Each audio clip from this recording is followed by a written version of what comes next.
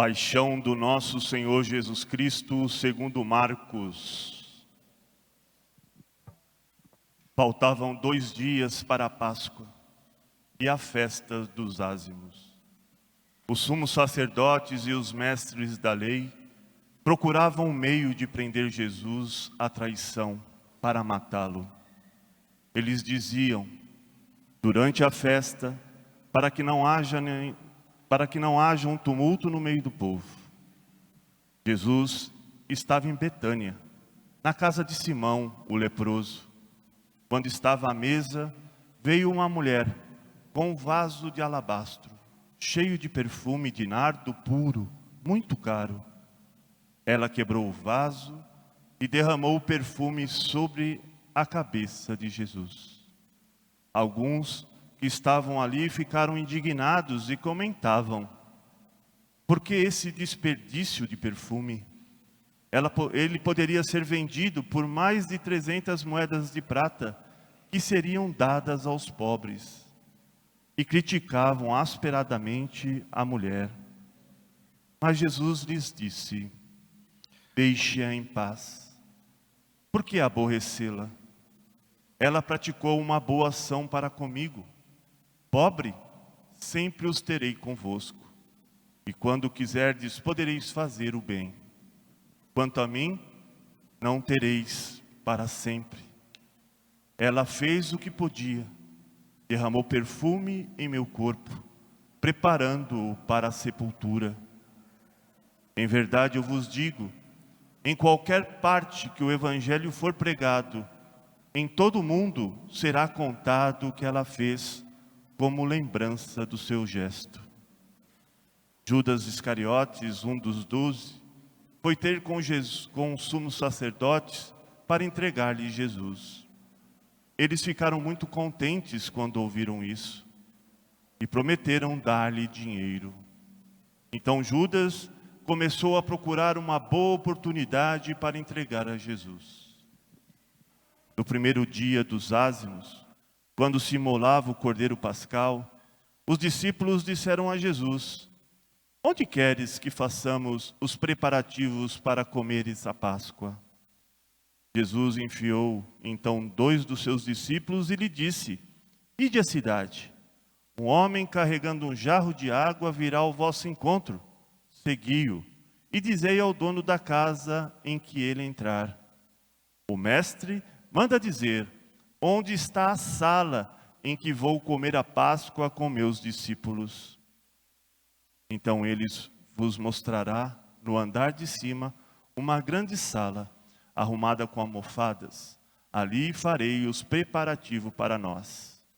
Os discípulos saíram e foram à cidade.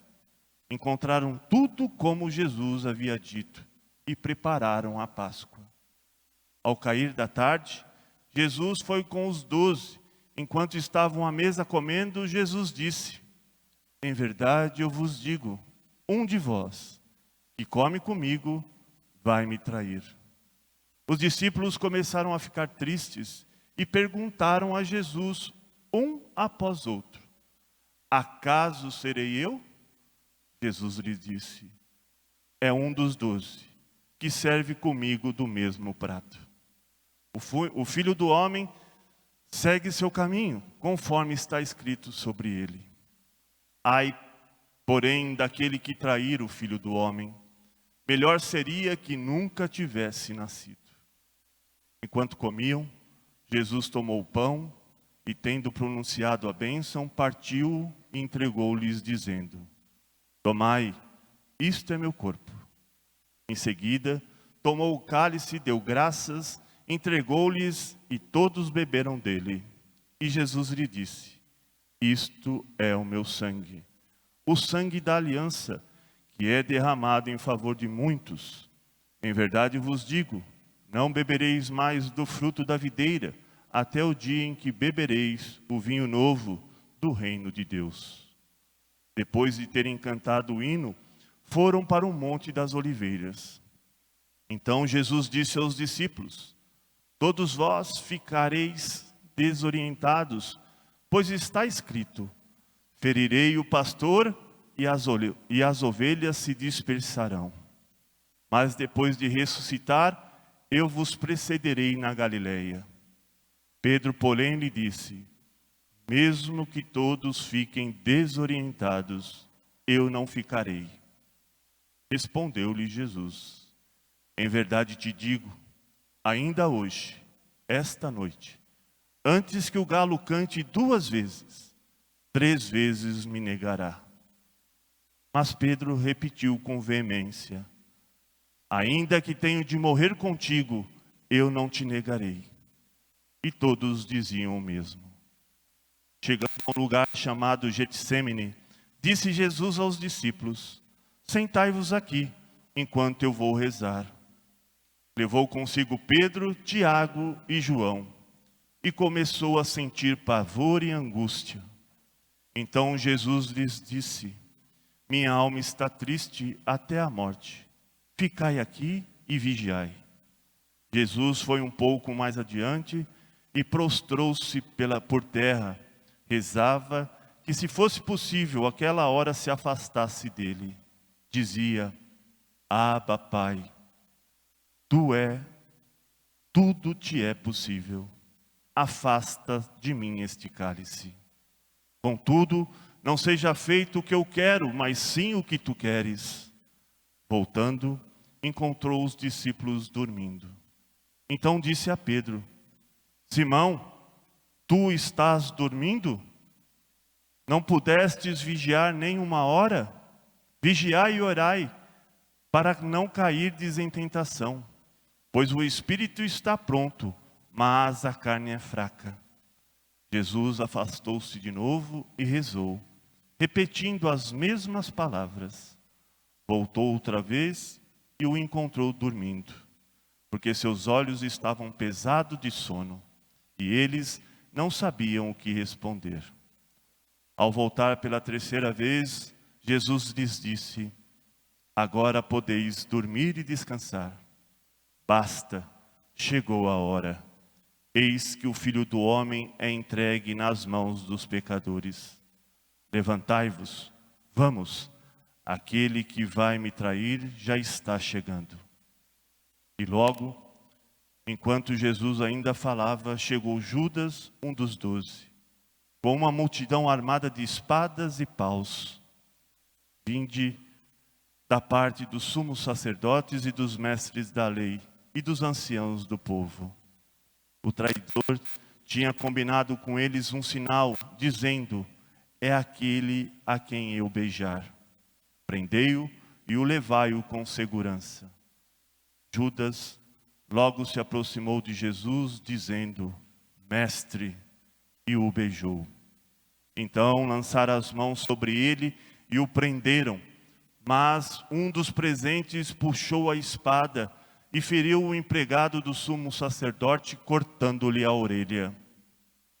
Jesus tomou a palavra e disse: vós saístes com espadas e paus para me prender, como se eu fosse um assaltante. Todos os dias eu estava convosco no templo, ensinando, e não me prendestes. Mas isso acontece para que se cumpra as Escrituras. Então todos o abandonaram e fugiram. Um jovem, vestindo apenas com um lençol, estava seguindo Jesus e eles o prenderam. Mas o jovem largou o lençol e fugiu nu. Então levaram Jesus ao sumo sacerdote, e todos os sumos sacerdotes, os anciãos, os mestres da lei se reuniram. Pedro seguia Jesus de longe até o interior do pátio do sumo sacerdote. Sentado com os guardas, aquecia-se junto ao fogo. Ora, os sumos sacerdotes e todo o sinédrio procuravam um testemunho contra Jesus para condená-lo à morte, mas não encontravam. Muitos testemunhavam falsamente contra ele, mas seus testemunhos não concordavam. Alguns se levantaram e testemunharam falsamente contra ele, dizendo: nós ouvimos dizer: vou destruir esse templo feito pelas mãos dos homens, e em 3 dias construirei outro, que não será feito por mãos humanas. Mas nem assim o testemunho deles concordava. Então o sumo sacerdote levantou-se no meio deles e interrogou a Jesus: nada tens a responder aos que estes testemunham contra ti? Jesus continuou calado e nada respondeu. O sumo sacerdote interrogou-o de novo: tu és o Messias, o Filho do Deus bendito? Jesus respondeu: eu sou. E vereis o Filho do Homem sentado à direita do Todo-Poderoso, vindo com as nuvens do céu. O sumo sacerdote rasgou suas vestes e disse: que necessidade temos ainda de testemunhas? Vós ouvistes a blasfêmia. O que vos parece? Então todos o julgaram réu de morte. Alguns começaram a cuspir em Jesus, cobrindo-lhe os rostos, e esbofeteando, e diziam: profetiza. Os guardas também davam-lhe bofetadas. Pedro estava embaixo no pátio. Veio uma criada do sumo sacerdote, e quando viu Pedro que se aquecia, olhou bem para ele e disse: tu também estava com Jesus, o Nazareno. Mas Pedro negou, dizendo: não sei e nem compreendo o que estás dizendo. E foi para fora, para a entrada do pátio, e o galo cantou. A criada viu Pedro e de novo começou a dizer aos que estavam perto: este é um deles. Mas Pedro negou outra vez. Pouco depois, os que estavam juntos diziam novamente a Pedro: é claro que tu és um dele, pois és da Galileia. Aí Pedro começou a maldizer e a jurar, dizendo: nem conheço este homem de quem estáis falando. E nesse instante, um galo cantou pela segunda vez. Lembrou-se Pedro da palavra de Jesus que lhe havia dito: antes que o galo cante 2 vezes, 3 vezes me negará. Caindo em si, ele começou a chorar.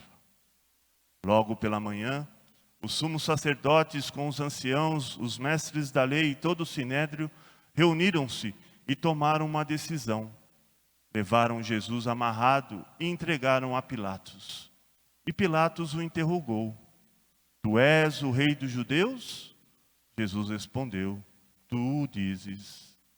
E os sumos sacerdotes faziam muitas acusações contra Jesus.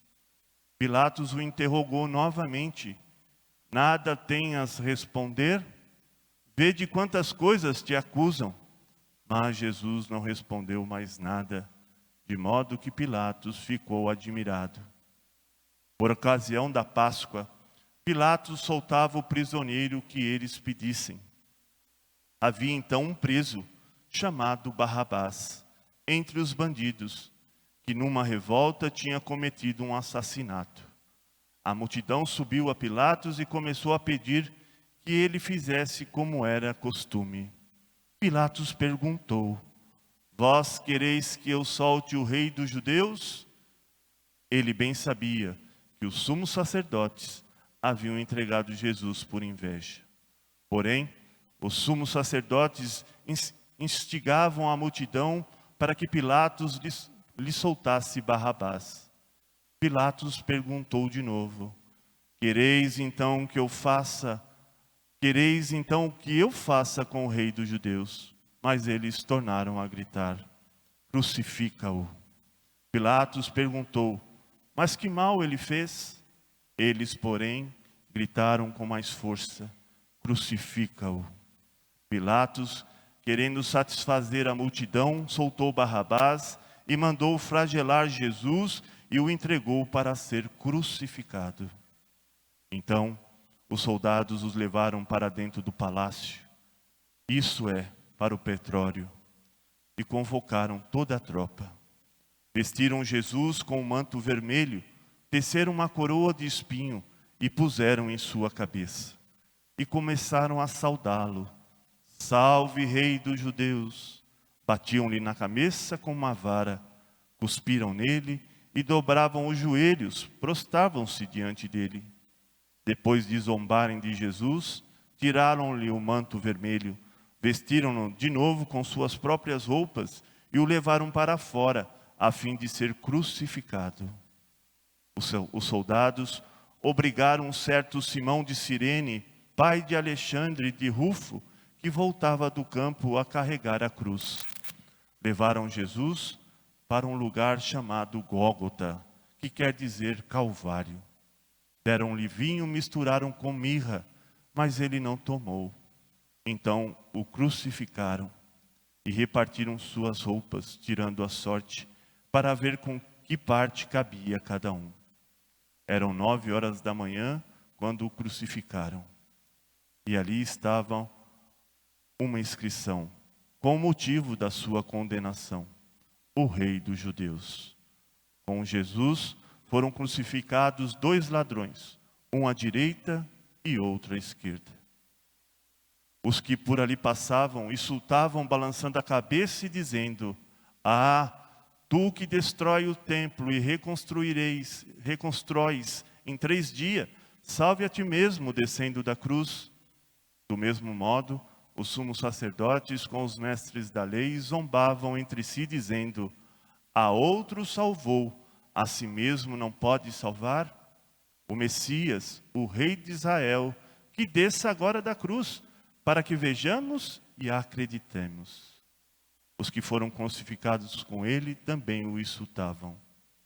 Quando chegou ao meio-dia, houve uma escuridão sobre toda a terra.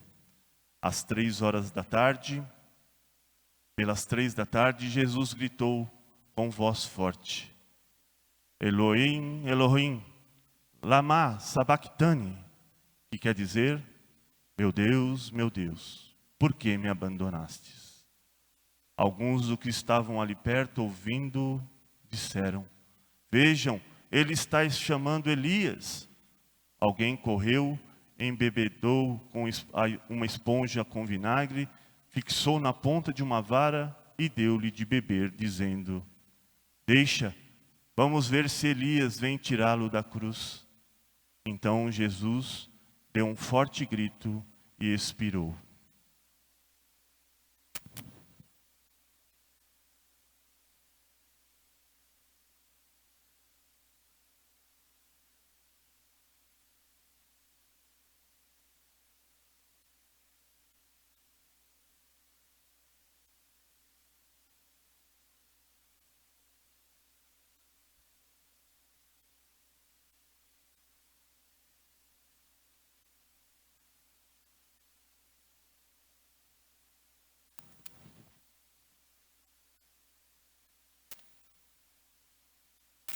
Neste momento, a cortina do santuário rasgou-se de alto a baixo em 2 partes. Quando o oficial do exército que estava bem de frente dele viu como Jesus havia expirado, disse: Na verdade, este homem era o Filho de Deus. Estavam ali também algumas mulheres que olhavam de longe, entre elas Maria Madalena, Maria, mãe de Tiago Menor e de José, e de Salomé. Elas haviam acompanhado e seguindo a Jesus quando ele estava na Galileia. Também muitas outras que tinham ido com Jesus a Jerusalém estavam ali. Era o dia para a preparação, isto é, a véspera do sábado, e já caíra a tarde. Então, José de Arimateia, membro respeitável do conselho que também esperava o reino de Deus, cheio de coragem, foi a Pilatos e pediu o corpo de Jesus. Pilatos ficou admirado quando soube que Jesus estava morto. Chamou o oficial do exército e perguntou se Jesus tinha morrido há muito tempo. Informado pelo oficial, Pilatos entregou o corpo a José.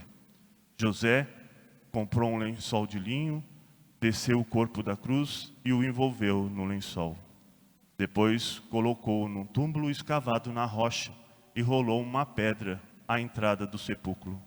Maria Madalena e Maria, mãe de José, observavam de longe, observavam onde Jesus foi posto. Palavra da salvação. Glória a vós, Senhor. Podemos assentar um pouquinho, irmãos e irmãs?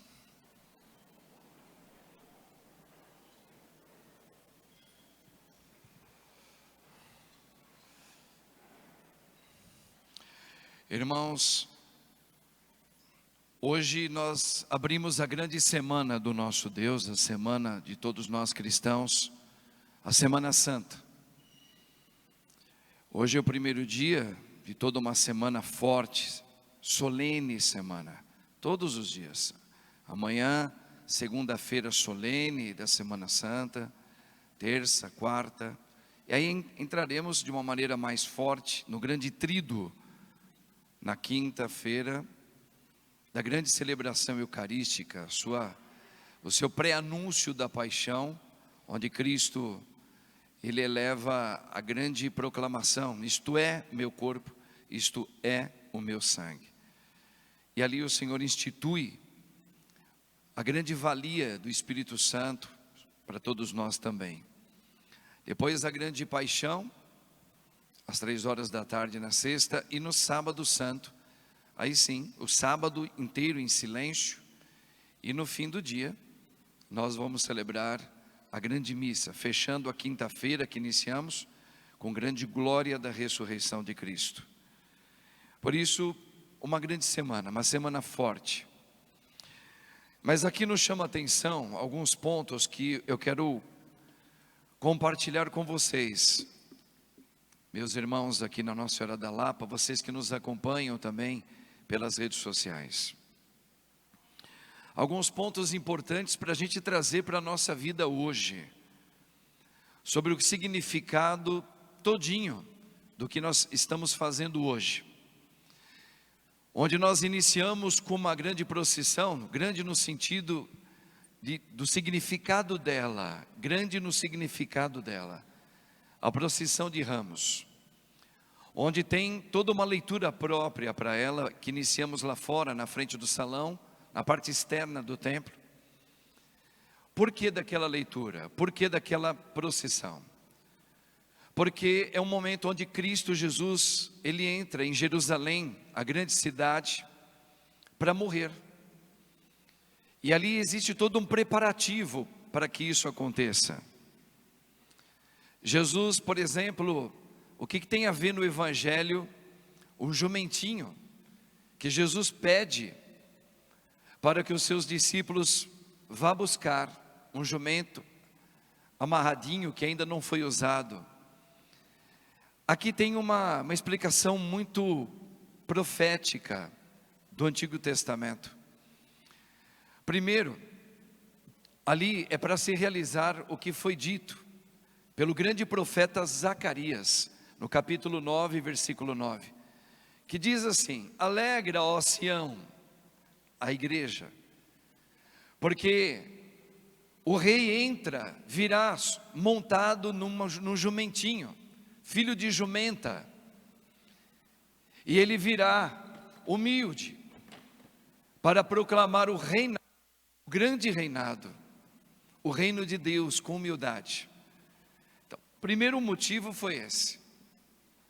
Então Jesus cumpre o que foi prescrito pela grande palavra de Deus na boca do profeta Zacarias. Por isso ele pediu um jumentinho. Porque ele vai adentrar, ele vai entrar em Jerusalém montado no jumentinho. Mas também para se cumprir uma palavra profética do Antigo Testamento, lá em 1 Reis, no livro sagrado, 1 Reis capítulo 1, onde o rei Davi, chamado grande rei do povo de Israel, estava muito idoso, velhinho, prestes a morrer. Ele já estava mal e morrendo aos poucos. E naquela hora ele pede para que os seus servos fosse buscar o seu filho, levasse o seu filho Salomão, para que Salomão fosse levado sobre um jumento, sobre um jumentinho, até a presença de um profeta e do sacerdote lá no templo. E assim o fizera. E Davi disse: e ungi o meu filho para que ele seja o rei de Israel. Então se cumpre essa palavra, porque Salomão significa, Salomão, aquele que traz a paz. E Jesus é o verdadeiro Salomão. Quando Jesus então pede para que desamarre um jumentinho, é para se cumprir a palavra, a grande palavra reveladora de Deus. Ele vai adentrar como descendente de Davi, como descendência de Davi, o grande rei, maior do que Davi, maior do que Salomão, maior do que todos os grandes do Antigo Testamento. É ele. E ele vem entrando. E pela primeira vez, quando ele entra na cidade de Jerusalém, cumpre-se aquilo que é a verdade das verdades. Realmente ali reconhecem ele. Por isso nós ouvimos, quando ele adentrou montado no jumentinho, as pessoas iam colocando roupas, tapetes para ele passar, e iam cantando: Hosana, o filho de Davi. Olha lá, cumprindo. Bendito o filho de Davi, pois o reino de Deus chegou. Pela primeira vez reconhecem num cântico, olha só, irmãos, naquele momento derradeiro que Jesus está sobre o jumentinho, reconhece, é ele é o Messias, ele é o Deus que veio. E como é que ele veio? Como ele veio? Manso, humilde. Ele veio como ser, ele não veio montado num cavalo alto, veloz, mas no jumentinho. Veja, tudo isso é para mostrar como Deus veio no nosso meio. Que isso foi o motivo dos 4 cânticos de Isaías, chamados os 4 grandes cânticos do servo sofredor, que nós vamos ouvir amanhã, segunda-feira, depois na terça, depois na quarta e depois na sexta-feira. Os 4 que mostram o quê? Como ele vem. Ele vem como humilde, sofredor, vai entregar a vida.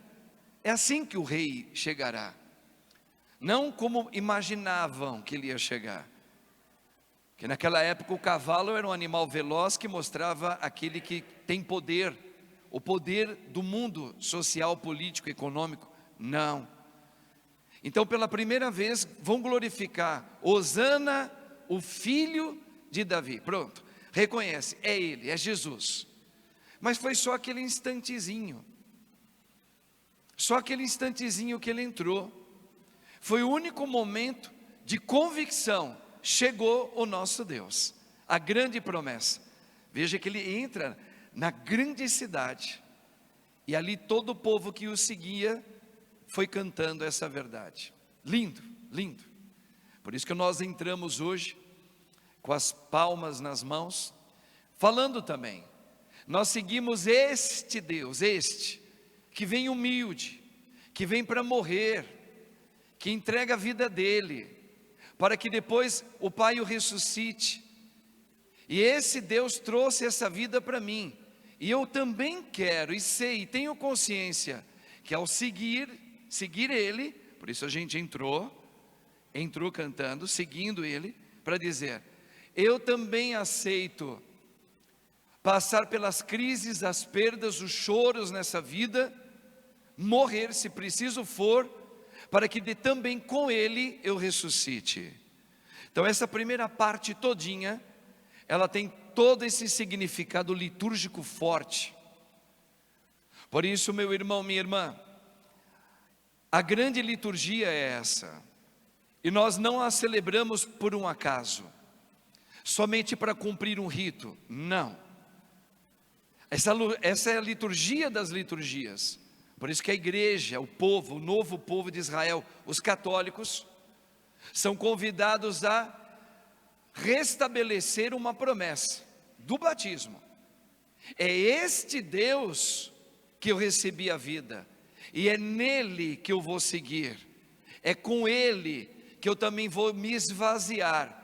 Os 4 cânticos do servo sofredor, ele fala que este personagem, que é Jesus, está falando de Jesus, o servo sofredor, ele se esvaziou todinho, por obediência ao Pai, e a gente ouviu isso na boca de Paulo na segunda leitura, agora da missa da paixão, que Jesus, sendo rei, sendo Deus, ele não fez uso da sua autoridade divina, mas se fez humano como nós, igualzinho a nós, obediente ao Pai, se esvaziando da sua vontade todinha. Olha o servo sofredor aí, ele é. Então, irmãos, esse convite para essa grande liturgia, quando nós pegamos esse ramo na mão, e a gente leva ele para casa, até ele secar, depois a gente devolve para a igreja daqui a 1 ano, para que a gente use desse ramo seco, façamos as cinzas, para lembrar que no meu batismo eu morro, como o grande servo sofredor morreu, porque eu sou discípulo dele, e é com este caminho que ele fez, que neste mundo eu também vou segui-lo. Daí todas as homilias que a gente vem fazendo aqui dominicais, e que se estende pela semana inteira, que o padre sempre vai exortando a comunidade, o povo, a igreja, aqui dizendo: irmãos, lembra-te do teu batismo, lembra quem você segue, qual é o Cristo que você está procurando, o Cristo da sua medida, o Cristo que foi criado sobre a tua imaginação, ou Cristo servo sofredor, anunciado pelo Pai e pelos grandes profetas.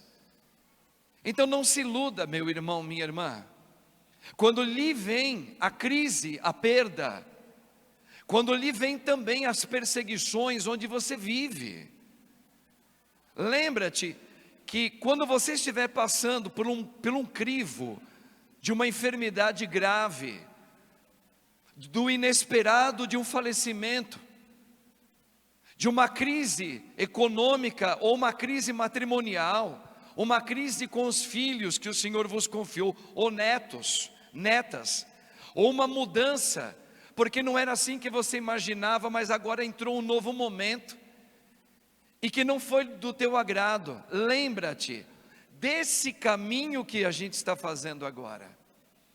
Lembra-se de que o rei chegou, e nós cantamos, e aceitamos. Quando a gente aceita Jesus, a gente aceita na minha vida o que lhe acontecer, o que me acontecer. Hosana, o filho de Davi, significa: nós aceitamos você assim. Ou melhor, quer mudar a parte aí, gramatical, nós aceitamos tu, ó Senhor, que é Deus, assim. Tu viestes nos ensinar como é ser Deus, como tu és, para que eu, servo, te siga. Então, quando chegar os dias maus na sua vida, e já chegou, e vem chegando, e vai continuar aparecendo enquanto a gente viver, é para a gente lembrar deste momento da entrada dentro do templo.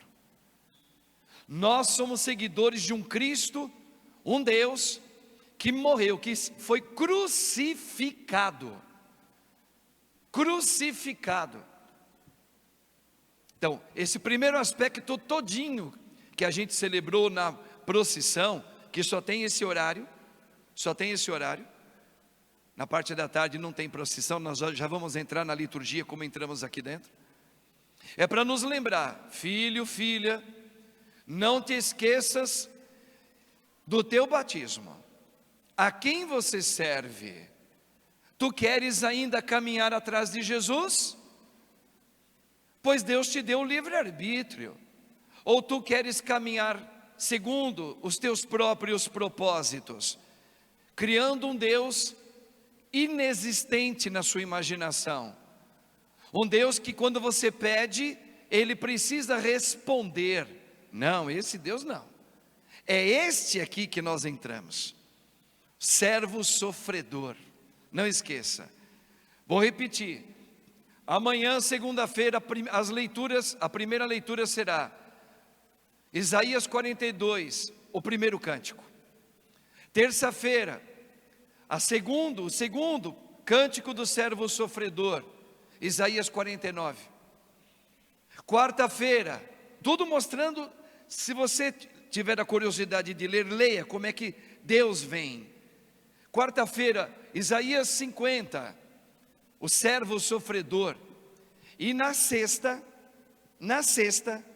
fecha com o quarto cântico, que é o servo sofredor 52 e 53, são os dois juntos. Pronto. Por que tem essas leituras? Porque é o Cristo que você caminha atrás dele. Olha como ele veio, montado num jumento, filhote de uma jumenta, o animalzinho, que é uma maneira de dizer, para mostrar, olha, qual é o Deus que você espera? Um Deus que ele mostra que o caminho do esvaziamento é o que leva à salvação.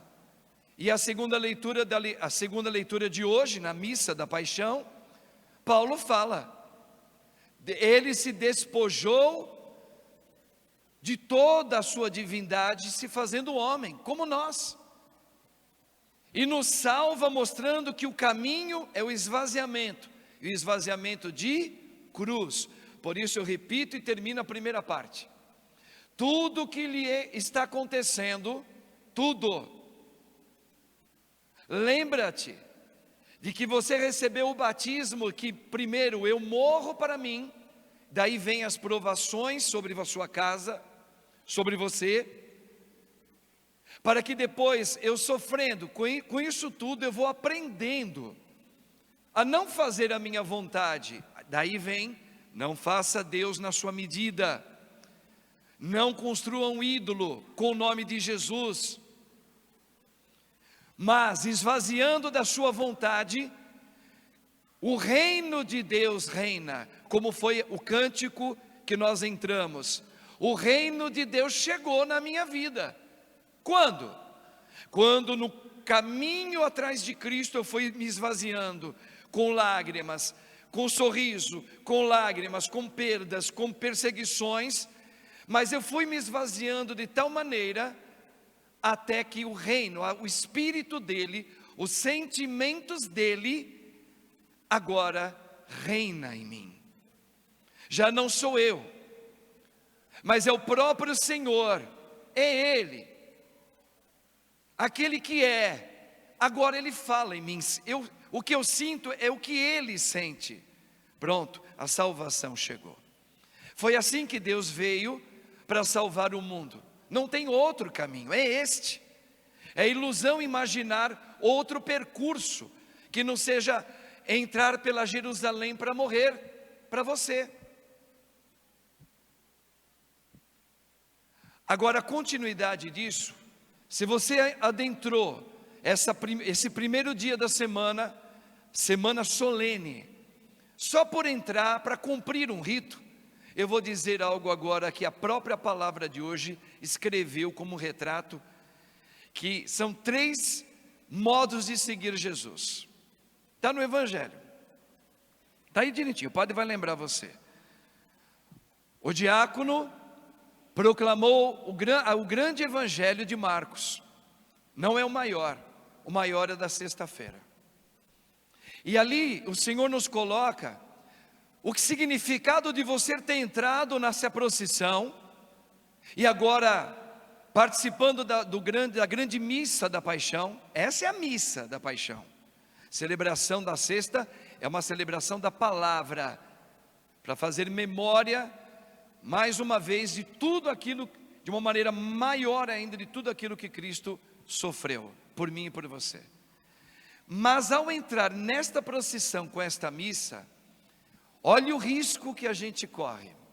E aí, eu já me deparei muitas vezes com o primeiro modelo, o segundo, e eu quero tanto viver o terceiro. O primeiro, Jesus, quando ele se entrega por Judas, quando se aproxima e diz, mestre, e aí agarram ele, e ali pegam Jesus, o que acontece? Os discípulos todos somem dali, deixam Jesus sozinho. Então, o primeiro modelo que a gente pode fazer apenas um rito a se cumprir na grande semana, é quando é que eu fujo? Quando é que eu me disperso também de Jesus? Quando eu faço do meu jeito. Quando eu também sou a favor, de uma certa maneira, de algumas novas ideias que o mundo está colocando aí. Eu também fujo de Cristo. Eu também estou fazendo como a maioria dos discípulos fizeram. Quando eu concordo um pouco que a gente tem que acender uma velinha também para o lado de lá, a gente não pode ser radical assim. Qual é o problema sobre a questão do sacramento do matrimônio? Não é que Cristo falou para viver, mas qual é o problema? O mundo mudou tanto, não é? E a gente se apaixona agora pela pessoa certa. Qual é o problema da gente viver assim? Ou com a outra pessoa? Qual é o problema da gente viver e casar com pessoas do mesmo sexo? Não tem problema nenhum. Veja isso. Eu posso estar dando alguns exemplos, para não dizer outros, e a gente poderia aqui elencar vários do dia a dia, quando eu também fiz muito essa saída de fugir de Cristo.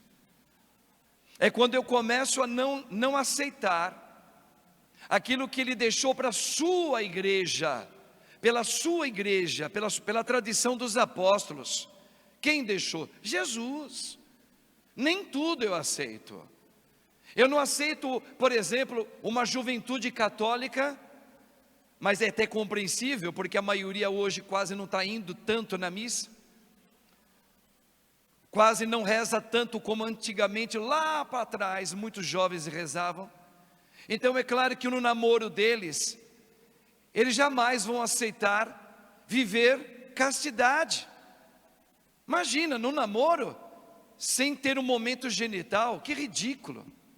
Essa religião católica é retrógrada, é freio, ela paralisa. Então veja, o que é isso? De repente isso entrou na minha casa, e eu começo a falar, quer saber, eu acho que isso não é pecado nenhum. Então é quando eu faço o primeiro modo de seguir Jesus, fugindo dele. Agora tem um que é tão ruim quanto o primeiro. O modo, no momento que Cristo foi pego, o modo de Pedro. Pedro não fugiu completamente. Ele ficou com um pé aqui e um pé lá. Ele olhava Jesus e foi seguindo Jesus de que maneira, irmãos? À distância.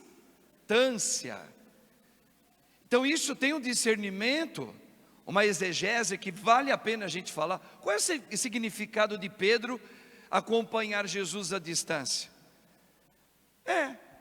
É isso. Eu sirvo na igreja, eu sou católico, eu creio em Deus, eu gosto da grande liturgia, principalmente dessa da Páscoa, do Natal, mas eu também sou um pouquinho a favor daquilo, sabe?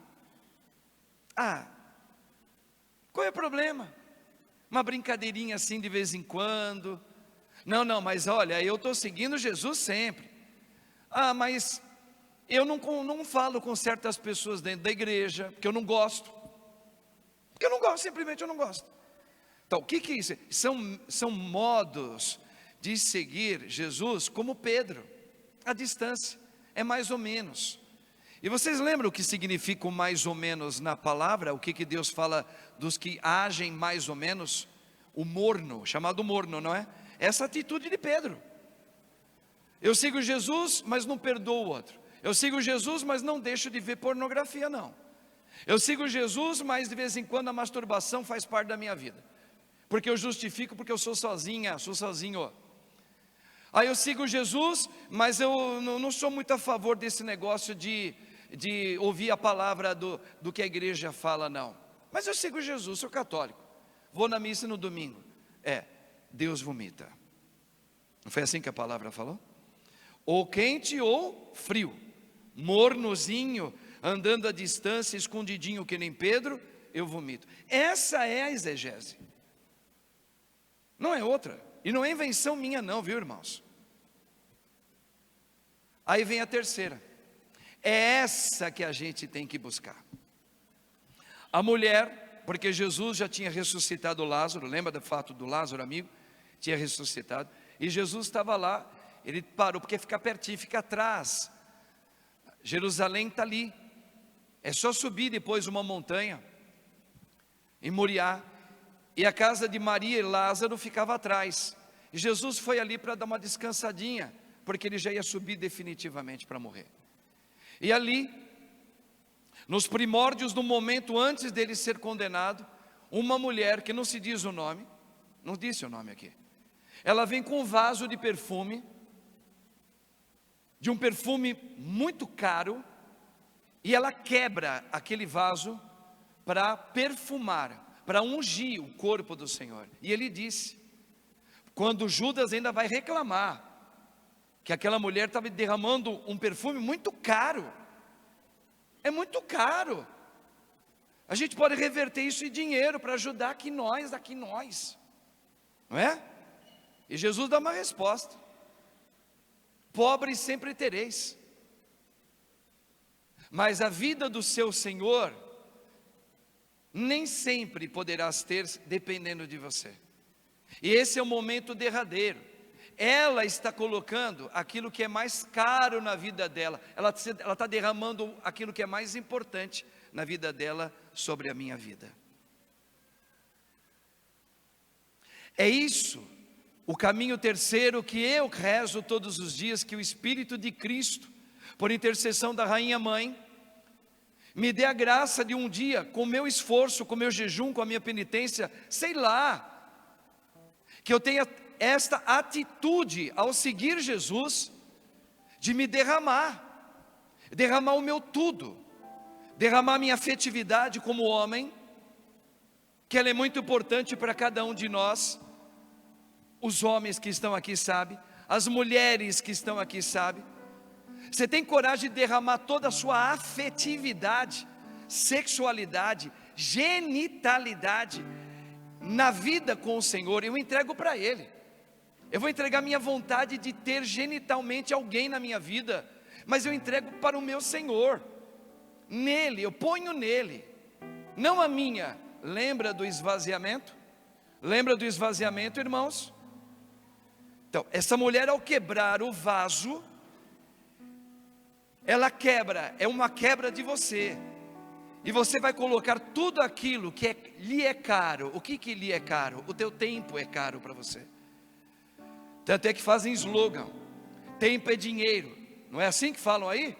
Pois é, o meu tempo é o meu Senhor. O meu tempo é o meu Senhor. Ou o teu tempo é os teus filhos, ou o teu tempo é o teu marido, ou o teu tempo é o teu trabalho, ou o teu tempo é o seu namoro, ou o teu tempo é curtir a sua juventude, ou o seu tempo é curtir a sua sexualidade e genitalidade, porque você tem que satisfazê-la. Não, o meu tempo é para o meu Senhor, eu quebro. Veja, então existem 3 modos da gente seguir Jesus: a distância, como Pedro. Sim, eu creio em Jesus, mas eu sou a favor de casamento assim. Sim, eu creio na igreja de Jesus, mas eu quero namorar com esta pessoa aqui. Seja ela, não vou entrar em detalhes. Mas a igreja, leia o que Cristo falou sobre isso. Ele falou que isso não convém, mas eu ajudo, eu faço um trabalho pastoral bacana, eu ajudo as velhinhas, eu ajudo a pastoral não sei do que. Isso aí que nem Pedro, a distância. Tomara a Deus que um dia aconteça esse choro de Pedro na sua vida, na minha também.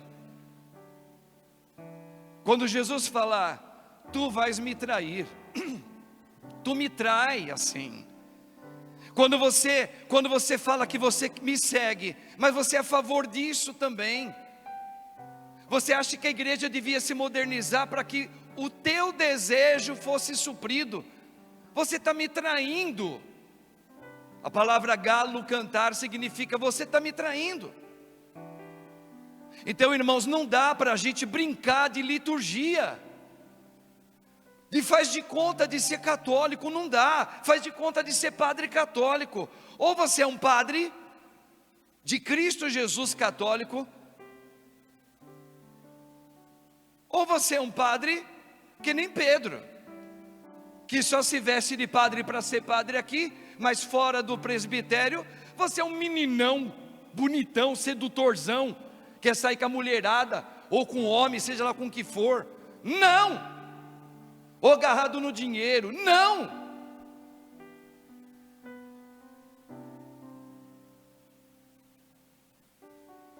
Então, irmãos, a liturgia de hoje, se vocês prestarem atenção, é uma decisão hoje. Eu quero esse Cristo, servo sofredor, onde eu vou segui-lo como aquela mulher que quebra aquilo que tem maior valor na minha vida. Você já entendeu o que é de maior valor na sua vida, não é? Às vezes é a sua saúde, pô. Tem gente que para a saúde é uma das coisas de maior valor para você. Cuidado, põe isso aí, essa saúde, quebra ela, põe em Deus, porque pode ser que você venha ficar doente. E se você ficar doente, ou alguém que você ama fica doente, esse seguimento de Jesus é frouxo, é mentiroso. Entenda, irmãos, é mentira. Erasmo Carlos, que Deus o tenha, já cantou muito bem essa música. Pega na mentira. Não adianta levantar o ramo para ser mais um tipo de um Pedro antes da conversão. Não. Hoje eu preciso renovar o meu batismo. Hoje, nessa missa da paixão, que teve a procissão de ramos, que eu entendi como é que ele entrou. Ele entrou como servo sofredor. E qual é o convite? Seguir ele, não seguir você, seguir ele, onde você vai quebrar o vaso mais precioso que é para você, tudo.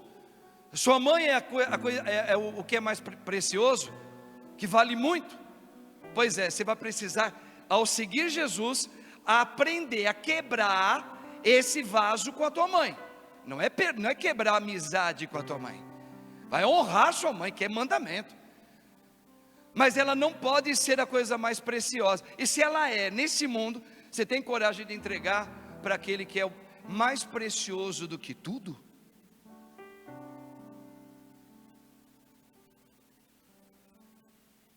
Oxalá você nunca esqueça que o Espírito de Deus, Espírito Santo de Cristo, te faça lembrar todo dia desses 3 modos de seguir Jesus. Todos abandonaram o Senhor, os discípulos. Só João na cruz que vai estar lá. E os outros? Ficaram com medo, cara. Foram embora, fugiram, não concordaram com aquele negócio de morrer, não. E olha só, alguém chegou, você não é discípulo dele? Nunca ouvi falar. Eu juro, por mim mesmo, por Deus, pelos meus, nunca vi esse homem na minha vida. Quantas vezes a gente faz isso? Quando a gente aceita algumas ideias que estão vindo no mundo de hoje. Ou como Pedro, ajudo, faço, quero ajudar lá na minha paróquia. Ai, é tão lindo. Quero ser padre, quero ser freira, quero ser isso, quero ser aquilo. Mas que nem Pedro, vomita. É melhor então você fugir, vai embora. Eu acho que fugir é até um pouquinho melhor. Foge, vai viver o seu jeitão totalmente fora da igreja. Porque se for você falar Jesus, Jesus, e prostituto sobre a fidelidade da tua fé, é melhor morrer, meu irmão. É melhor morrer, minha irmãzinha. Deus vomita. Então, se existe um caminho, e essa mulher não está por um acaso no Evangelho da Paixão, ela está ali para dizer: esse é o segmento que agradou Jesus. Olha lá, leia aí. Ela quebrou o que tinha de maior valor para ela. Ela quebrou na frente de Jesus, por causa dele. E ele fez um baita de um elogio. Ela deu tudo para mim, do que neste mundo era de grande valor para ela. O que é que a senhora tem de grande valor na sua vida, como mulher, neste mundo? Tem coragem de falar: Senhor, eu quebro tudo isso, entrego para o Senhor e não olho mais para trás. Eu quero te seguir. Faça-se segundo o teu querer.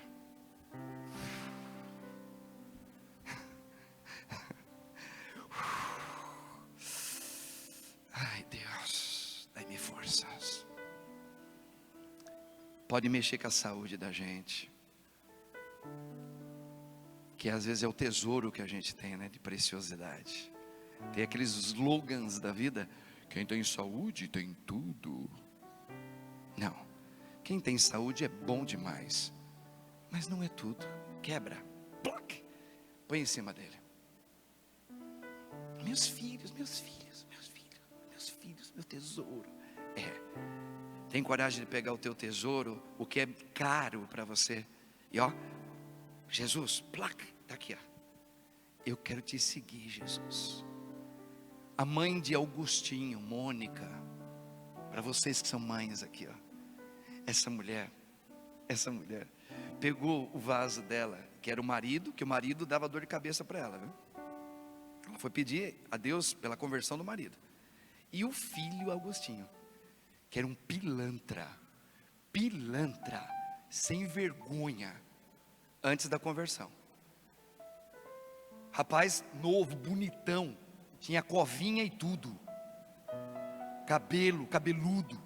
Aí o que acontece? A mãe começou a ir lá, rezou. Não rezou uma vez, não, rezou mais de 30 anos. O que ela fez? Era o que era muito caro para ela, a vida do filho dela.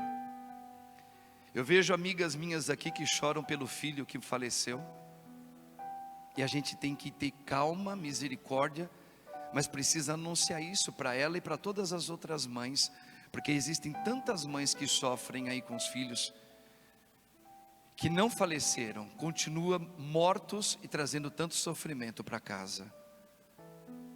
O que você pega? Não é algo de grande valor na sua vida? Quebra isso diante de Deus. Significa: eu vou continuar rezando pelo meu filho, mas tu és o meu grande amor.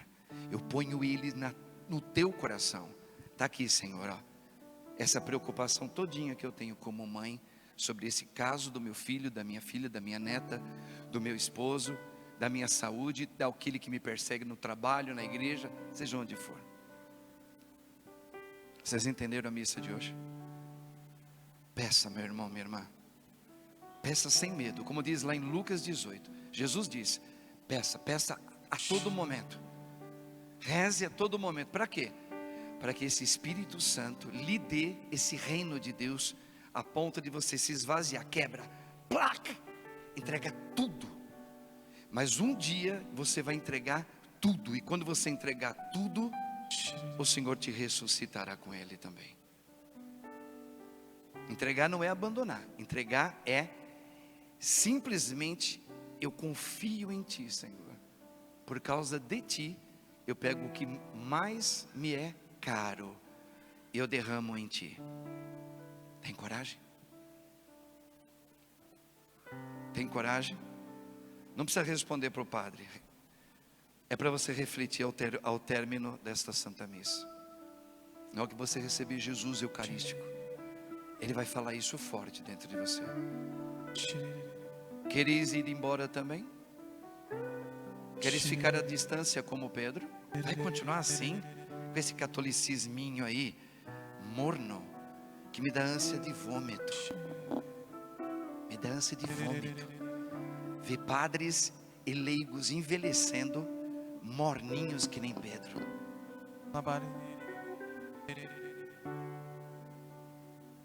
Ou como aquela mulher que não tem nome. Por que ela não tem nome?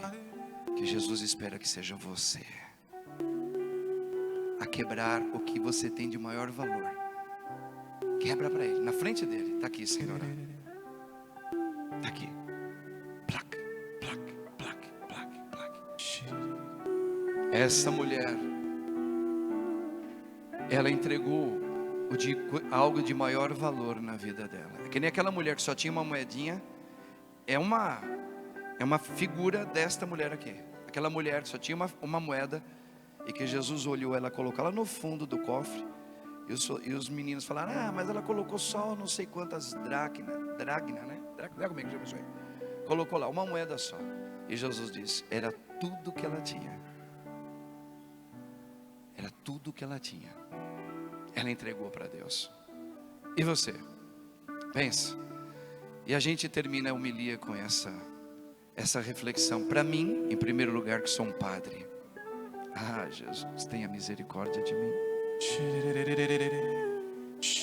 Tenha misericórdia da tua igreja também. Meus irmãos que estão aqui, Jesus, nós queremos renovar esse segmento no nosso batismo. Eu quero. Eu preciso. Eu quero e preciso. Eu não só quero e preciso. E eu quero entregar aqui nesse altar, como oferta para Deus, o que me é caro. A minha família é muito cara para mim,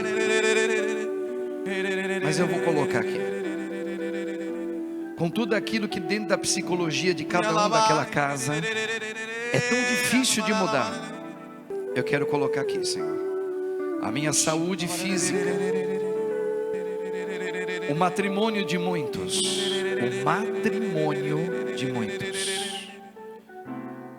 não eu. Eu quero me esvaziar, Senhor. Eu quero esvaziar tudo. Eu quero quebrar esse vaso cheio, caro, caríssimo na minha vida. Vamos cantar? Te chamam de Deus e de Senhor, te chamam de Rei e Salvador. E eu me atrevo a te chamar de meu amor. Nós vamos terminar com essa música, vamos lá. Te chamam de Deus e de Senhor, te chamam de Rei e Salvador. E eu me atrevo a te chamar de meu amor. Yeshua, Yeshua, tu és tão lindo que eu nem sei me expressar. Yeshua, tu és tão lindo. Te chamam de Deus, vai lá. Te chamam de Deus e de Senhor, te chamam de Rei, e a mulher do vaso, e eu me atrevo a te chamar de meu amor. Olha lá, te chamam de Deus, te chamam de Deus, os 12 que foram embora, te chamam de Rei e Salvador, como Pedro, e eu me atrevo a te chamar de meu amor,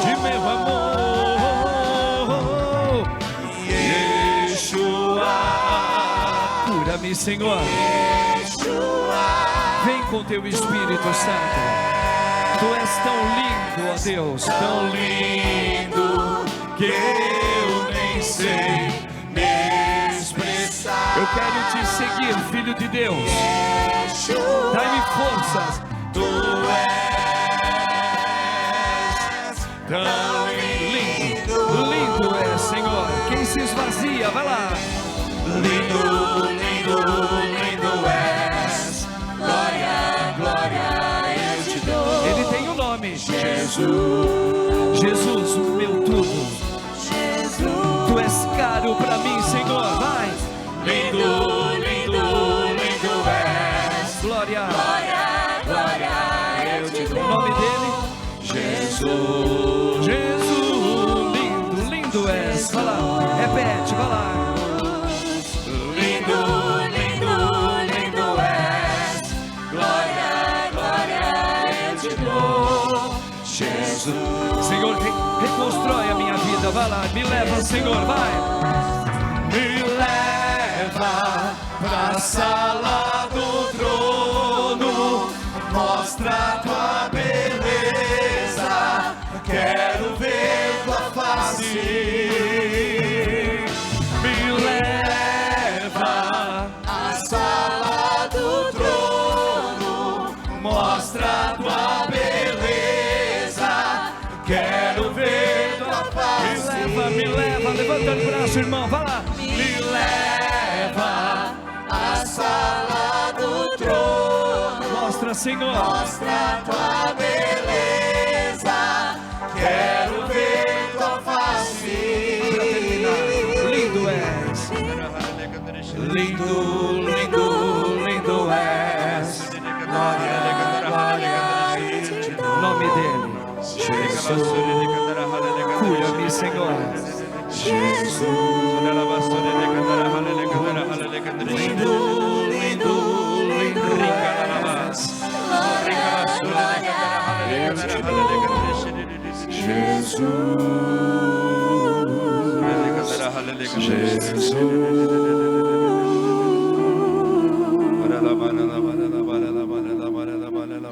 Isso, irmãos. E ao professar a nossa fé agora, ao professar a nossa fé no creio, lembra-te, não é teatro isto, é uma decisão consciente. Se não chegou, ainda vai chegar a cruz mais pesada na minha vida. Quebra isso. Se você for rezar o creio, esteja aberto, que a cada dia com a tua graça e na minha oração, eu quero quebrar tudo o que mais caro é na minha vida para ti, Deus. Amém? Juntos, irmãos, com muita fé, creio